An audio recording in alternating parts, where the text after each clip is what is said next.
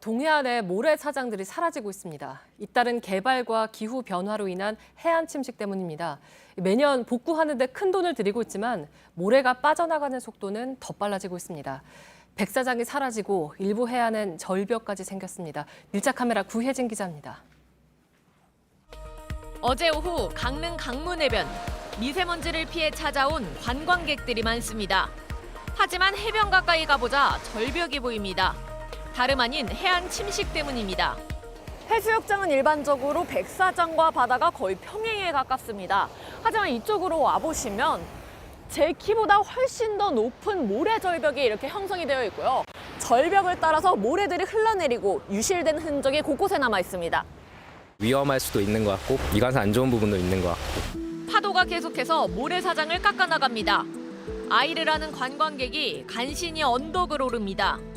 이런 해안 침식을 막기 위해 수중 방파제도 설치됐습니다.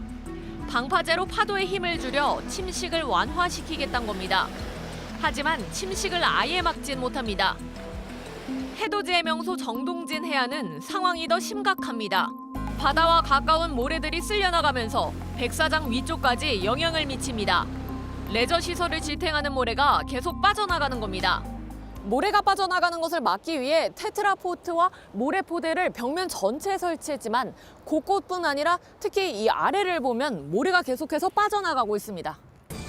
일부 구역은 아예 접근도 막았습니다. 관광객들은 예상치 못한 해안 절벽에 놀랍니다. 작은 그랜드 캐년 같은. 바다를 가까이 거닐 엄두도 못 냅니다. 모래가 무너지면서 사람들이 미끄러지기도 합니다.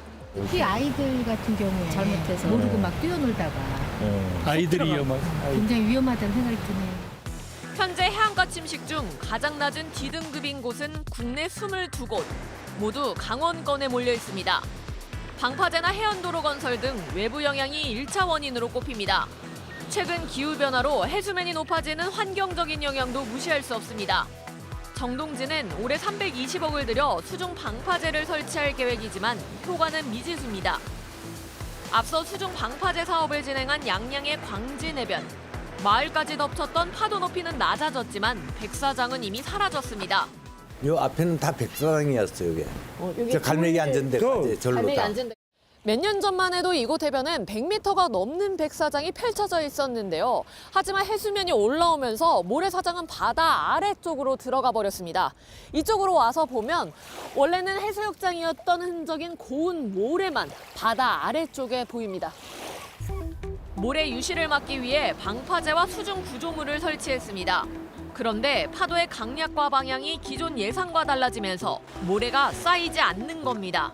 한쪽에 구조물을 놓게 되게 되면 한쪽에는 모래가 쌓이고 한쪽은 침식이 발생할 수밖에 없는 거예요. 주민들은 황당하다는 입장입니다.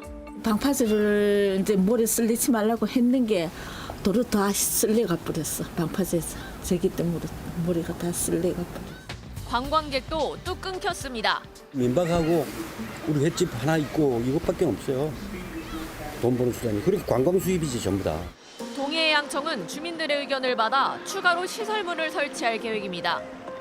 이제 정동진 해변을 마음 놓고 거닐기도 쉽지 않을 만큼 해안 침식은 현실이 됐습니다. 하지만 급히 내놓은 땜질 처방은 더 큰 재앙을 불러올 수도 있을 겁니다. 밀착 카메라 구혜진입니다.